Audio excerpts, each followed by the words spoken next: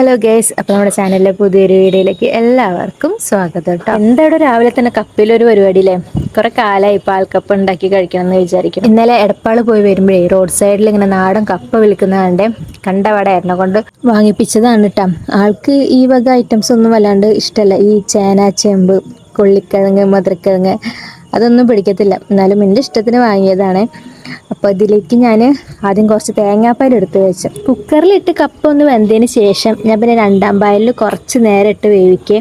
നല്ല വെളിച്ചെണ്ണയിൽ കടുകിട്ട് പൊട്ടിച്ച് ഇച്ചിരി ചുവന്നുള്ളി ചതച്ചതും അതുപോലെ പച്ചമുളകും കറിവേപ്പിലൊക്കെ ഇട്ടിട്ട് വഴറ്റി പിന്നെ രണ്ടാം പായലിൽ കുറച്ച് നേരം ഈ കപ്പൊക്കെ ഒന്ന് വേവിക്കും. ഒന്ന് ഉലർന്നു കഴിഞ്ഞാൽ ഞാൻ പിന്നെ ഒന്നാം പാലം ആഡ് ചെയ്ത് കൊടുക്കുക. തേങ്ങാപ്പാലൊന്ന് പിഴിഞ്ഞ് കിട്ടുന്ന അത്രയും പണിയുള്ളൂ, ബാക്കിയൊക്കെ പിന്നെ എളുപ്പമാണ്.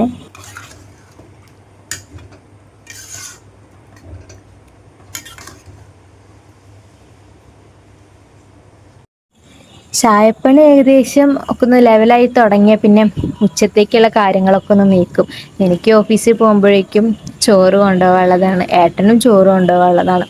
പിന്നെന്തായാലും ഏട്ടൻ കൊണ്ടുപോകുന്നില്ല എന്ന് പറഞ്ഞിരുന്നേ. അപ്പോൾ പിന്നെ എനിക്ക് ഇച്ചിരി സാവകാശത്തിലൊക്കെ ഉണ്ടാക്കിയാൽ മതിയായിരുന്നു. അപ്പോൾ ഉപ്പേരിക്ക് പയറിരിപ്പുണ്ടായിരുന്നു, അപ്പോൾ ഇതൊക്കെ ഒന്ന് നുറുക്കിയെടുക്കണം. പിന്നെ മീൻ തലേ ദിവസമാണ് ഇവിടെ വാങ്ങിക്കുക. തലേ ദിവസം നന്നാക്കി വെക്കും, അല്ലെങ്കിൽ തലേ ദിവസം കറി വെച്ചേക്കും. പിന്നെന്തായാലും കറി വെക്കണം രാവിലേക്കിട്ടാ. അപ്പം എൻ്റെ ഇടയ്ക്ക് ലക്കിമോനൊന്ന് സൗണ്ട് ഉണ്ടാക്കിയപ്പോൾ ഞാൻ വന്ന് നോക്കിയത് ആൾ എണീറ്റിട്ടുണ്ടോന്ന്. നല്ല ഉറക്കത്തിലാണ്. ചോറിനെ വെള്ളം വെച്ചിട്ടുണ്ടായിരുന്നു, അപ്പോൾ തിളച്ച് കഴിഞ്ഞപ്പോൾ ദാ അരി കഴുകാണ്. റേഷനരിയാണ് ഇവിടെ, ഇത് മസ്റ്റാണ് എനിക്കത് കേട്ടോ. മറ്റുള്ള അരി കഴിക്കുന്ന പോലെയല്ല, എനിക്ക് റേഷനരി ഉണ്ടെങ്കിൽ ചോറ് അങ്ങോട്ട് ഇറങ്ങത്തുള്ളൂ.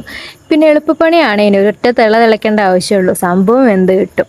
തൊട്ടിപ്പുറത്തെ അടുപ്പത്ത് കറിക്ക് വേണ്ടിയിട്ട് റെഡിയാക്കണം കേട്ടോ. മത്തിയാണ് കിട്ടിയിരിക്കുന്നത്. അപ്പോൾ തേങ്ങ അരച്ചിട്ട് കൂട്ടൊക്കെ റെഡിയാക്കിയിട്ടതാ തിളയ്ക്കാൻ വേണ്ടി കാത്തു നിൽപ്പാണ്. ഏട്ടന് വർക്കിന് പോകാൻ നേരമായി. ആളിതാ ചായ കുടിച്ചുകൊണ്ടിരിക്കുകയാണ് കേട്ടോ.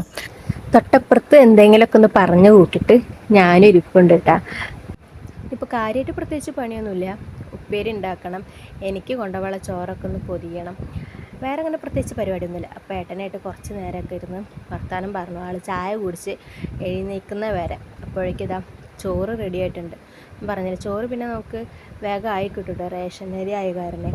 ചോറ് അവിടെ ആയി കിട്ടുമ്പോഴേക്കും കറി ഇപ്പുറത്ത് റെഡി ആയിട്ടുണ്ട് കേട്ടോ. മത്തിക്കറി നല്ല തേങ്ങ അരച്ച് വെച്ചിട്ടുണ്ട്. ഓഫീസിലേക്ക് പോകുമ്പോൾ ഈ മീൻ ഐറ്റംസ് ഒന്നും ഞാൻ കൊണ്ടുപോകാറില്ല. മെയിൻലി ഉപ്പേരിയാണ്. ഉപ്പേരി വേഗം ഞാൻ കഴുകിയെടുക്കുകയാണ്. ഉപ്പേരി അല്ലെങ്കിൽ എന്തെങ്കിലും ഓംലെറ്റോ അല്ലെങ്കിൽ ഉരുളൻകിഴങ്ങ് ഉണ്ടെങ്കിൽ അതൊന്ന് പൊരിച്ചിട്ടുണ്ടാവും. ഇതൊക്കെയാണ് ഞാൻ ഓഫീസിലേക്ക് കൊണ്ടുപോകുക. ഈ കറി വേണമെന്നില്ല, മസ്റ്റായിട്ടും ചോറിൻ്റെ കൂടെ കഴിക്കണമെന്നൊന്നുമില്ല. ഉപ്പേരി മസ്റ്റാണ്. പിന്നെ എന്തെങ്കിലും ഇതുപോലെ സോയയോ പൊട്ടാറ്റോ ഒക്കെ വറുത്തിട്ട് അല്ലെങ്കിൽ ഓംലേറ്റ് അങ്ങനത്തെ ഐറ്റംസൊക്കെ കൊണ്ടുപോകും. അപ്പോൾ മുട്ട ഇരിപ്പുണ്ടായിരുന്നു ഫ്രിഡ്ജിൽ, ഒരെണ്ണം എടുത്തിട്ട് ഞാനിതാ ഓംലേറ്റ് ആക്കിയിട്ടുണ്ട്. കുറച്ച് അച്ചാർ ഇരിപ്പുണ്ടായിരുന്നു, മാങ്ങച്ചാർ, മേമട്ട അച്ചാറാണ്, നല്ല ടേസ്റ്റ് ഉണ്ടായിരുന്നു. ഇച്ചിരി പഴുത്ത മാങ്ങയായിരുന്നു, ചിലർക്കൊന്നും അത് ഇഷ്ടമായില്ല, പക്ഷെ എനിക്കെന്തോ നല്ല ഇഷ്ടമായിട്ടുണ്ടായിരുന്നു കഴിച്ചപ്പോൾ. അപ്പോൾ അതെന്തായാലും എടുത്ത് വെച്ചിട്ടുണ്ട്. പിന്നെ ഓംലേറ്റും വെച്ചു, പയറ് ഉപ്പേരി റെഡി ആയിട്ടുണ്ട്. അപ്പോൾ ഇതൊക്കെയാണ് ഞാൻ ലഞ്ചിന് കൊണ്ടുപോകുന്ന ഐറ്റംസ്. ഇവിടെ നിന്നും മീൻ കിട്ടിക്കഴിഞ്ഞാൽ പകുതി എടുത്തിട്ട് കറി വയ്ക്കുള്ളൂ, ബാക്കി പകുതി കായം തേച്ച് വയ്ക്കും. ഏട്ടന് മീൻ വറുത്തത് വേണം. അതിപ്പോൾ പച്ചക്കറി ആണെങ്കിലും എന്തെങ്കിലും നമ്മൾ പരിപ്പ് കുത്തി കാച്ചിയതോ അല്ലെങ്കിൽ തക്കാളി ചമ്മന്തിയോ എന്തും ആയിക്കോട്ടെ, പക്ഷെ സൈഡ് ഡിഷായിട്ട് അവിടെ മീൻ വറുത്തത് വേണം, അത് നിർബന്ധമാണ്. പിന്നെ ഞാനിവിടെ വോയിസ് കൊടുത്തുകൊണ്ടിരിക്കുമ്പോൾ തൊട്ടപ്പുറത്ത് ലക്കും കൊടുത്തുകൊണ്ടിരിക്കുന്നുണ്ട്. ഇടയ്ക്ക് കയറിയിട്ട് അവൻ്റെ വോയിസും കേൾക്കാം കേട്ടോ. എല്ലാവരും ഒന്ന് ക്ഷമിക്കുക. പിന്നെ അടുക്കളപ്പണി ഒരു ഇതൊക്കെ ഒന്ന് ഒതുങ്ങി കഴിഞ്ഞാൽ ഞാൻ പിന്നെ നേരെ തുണികളൊക്കെ ഒന്ന് വാഷ് ചെയ്യാൻ വേണ്ടി പോവേ. കുളിയും തിരുമ്പലൊക്കെ ഈ സമയത്ത് തന്നെയോ ഞാൻ കഴിക്കലുണ്ടാവുക. കാരണം കുളിച്ചിട്ട് അടുക്കളയിൽ കയറി കഴിഞ്ഞാൽ പിന്നെ ഓഫീസിൽ പോകാൻ നേരത്ത് ഒന്നും കൂടി എനിക്ക് കുളിക്കേണ്ടി വരും, ആകെ അലമ്പായിട്ടുണ്ടാവും.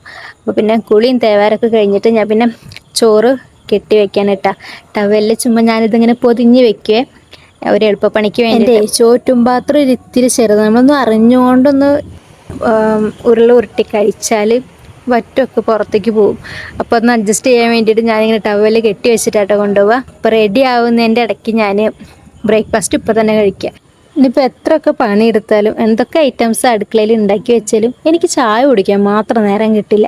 അത് ഞാൻ അറിഞ്ഞുകൊണ്ട് ചെയ്യണതല്ല, ആ കാര്യത്തിലും ഞാൻ ഇത്തിരി പുറകോട്ടാണ്. അപ്പോൾ കിഴങ്ങായ കാരണം പാത്രത്തിൽ എടുത്തു വരും ചെയ്യാം, എനിക്ക് ഇപ്പുറത്ത് റെഡി ആകുമ്പോൾ അപ്പുറത്തെ സ്പൂൺ കൊണ്ട് വാരി കഴിക്കുകയും ചെയ്യാം. രണ്ട് കാര്യവും നടക്കും. ഇന്നെന്തായാലും ഞാൻ കിഴങ്ങ് കഴിച്ചിട്ടുണ്ട്. കഷ്ടപ്പെട്ട് ഉണ്ടാക്കിയല്ലേ, കഴിക്കാതെ പോകണ്ടെന്ന് വെച്ചിട്ട് ആ ഡവറയിൽ മൊത്തം ഉണ്ടായിരുന്ന കിഴങ്ങ് ഞാൻ അങ്ങ് കഴിച്ചു. അത് കഴിഞ്ഞിട്ടാണ് ഞാൻ പിന്നെ മുടികെട്ടലും കാര്യങ്ങളൊക്കെ നോക്കി റെഡി ആയത്. പിന്നെ ഓഫീസിലേക്ക് ഇന്ന് സാധാരണ ഞാനങ്ങനെ ഐറ്റംസ് ഒന്നും കൊണ്ടുപോകാറില്ല. ഇപ്പം ഇന്ന് എന്തായാലും എടുക്കാമെന്ന് വിചാരിച്ചു. അത് ചെറിയൊരു ബ്രേക്ക് ടൈം എന്തെങ്കിലും കിട്ടുവാണെങ്കിൽ ഞങ്ങൾ ഇതുപോലെ എന്തെങ്കിലും കഴിക്കും. ചിലപ്പോൾ പുറത്തുനിന്നായിരിക്കും വാങ്ങുക. എന്നും പൊരിക്കടിയും മറ്റും വാങ്ങിക്കുമ്പോൾ അത് അത്ര നല്ലതല്ല വെച്ചിട്ട് ഞാനിപ്പോൾ കിഴങ്ങ് എടുത്ത് വെച്ച്. കൂടെ രണ്ടുപേരും കൂടി വർക്ക് ചെയ്യുന്നുണ്ട്. അപ്പോൾ ഓഫീസിൽ എല്ലാവർക്കും ഷെയർ ചെയ്ത് കഴിക്കാമെന്ന് വിചാരിച്ചിട്ട് അങ്ങനെ തന്നെ ഞാൻ റെഡി ആയിട്ടോ. വല്ലാതെ അങ്ങനെ ആഡംബരം ഡെക്കറേഷൻസ് ഒന്നും മുഖത്ത് അങ്ങനെ തേക്കാറോ ഒന്നും ചെയ്യാറൊന്നുമില്ല. എൻ്റെ സ്ഥായിയായ ഭാവം ഇങ്ങനെ തന്നെയാണ്. അപ്പോൾ 9:15 എനിക്ക് ബസ് വരിക.